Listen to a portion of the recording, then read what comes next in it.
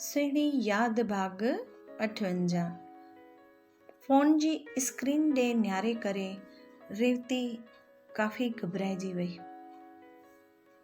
सखीअ चयोसि, रेवती हिमत रख, फ़ोन खण, ॻाल्हाए वठि।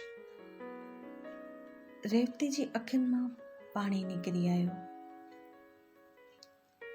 फ़ोन जी स्क्रीन ते लिखियलु हो, दादाजी। जी हाँ, रेवती जा दादाजी, जेके काफ़ी घटि ॻाल्हाईंदा हुआ।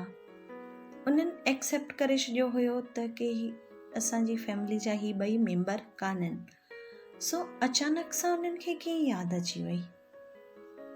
काफ़ी सारा सवाल उन हिक पल में अंदर में पिया अचनि। हिमत रखी फ़ोन खयो। साम्हूं खां आवाज़ आयो, रेवती, पप्पा जी तबीयत हाणे कीअं आहे?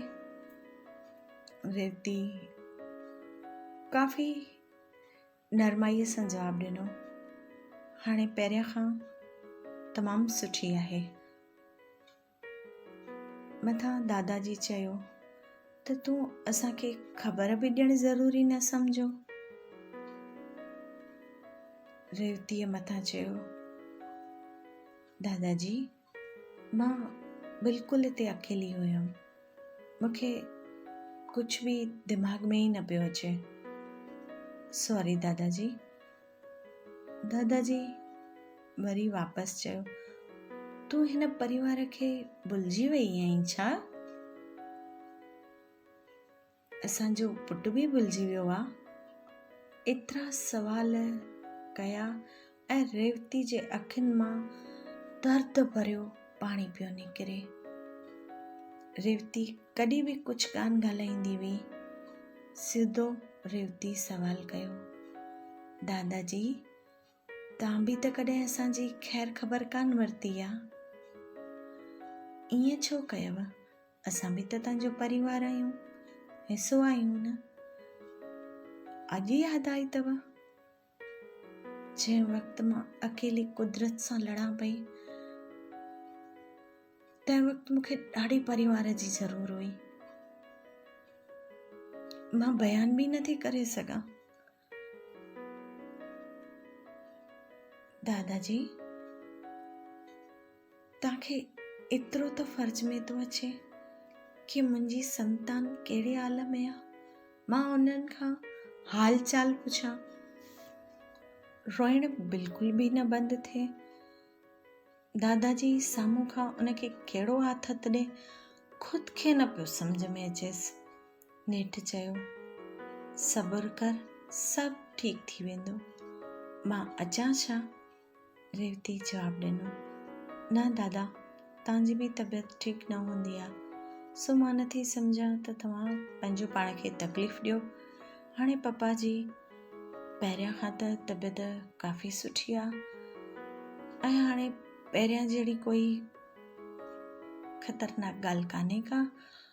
जेको थियो थियो, ख़ैर जंहिं वक़्तु पप्पा होश में ईंदा, ॻाल्हाइण जी कंडीशन में अची वेंदा, त मां ज़रूरु उन्हनि खे ॿुधाईंदसि कि तव्हांजो फ़ोन आयो हुयो ऐं तव्हां सां ज़रूरु ॻाल्हाईंदा।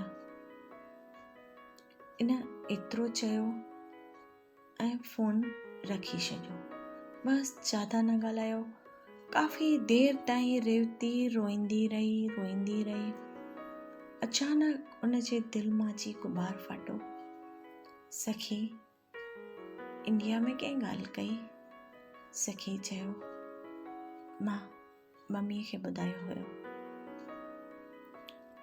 मम्मीअ हुते सभिनी खे ॿुधायो हूंदो। सखीअ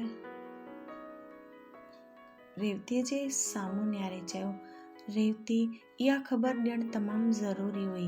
जंहिं वक़्तु कंडीशन ख़राबु हुई, उहो बि हिन जो परिवार आहे। रेवतीअ सिधो चयो, त हेतिरे टाइम में इन्हनि खे एतिरी न पई ख़बर पए कि हिकु माउ बिना जी धीअ कीअं रहंदी आहे।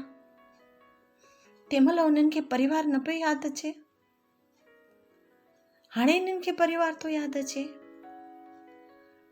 सखी तोखे कहिड़ी ज़रूरत हुई उते सभु ॻाल्हि करण जी? सखीअ जे मथां गुस्सो तानींदे चयो।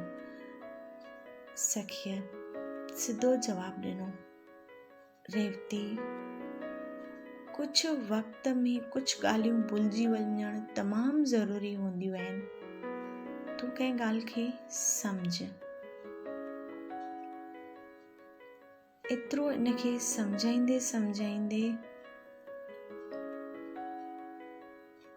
इनखे आथत ॾिनो ऐं इनखे निंड अची वई। जीअं ई सुबुह थी कननि में आवाज़ पियो, रेवती, ओ रेवती।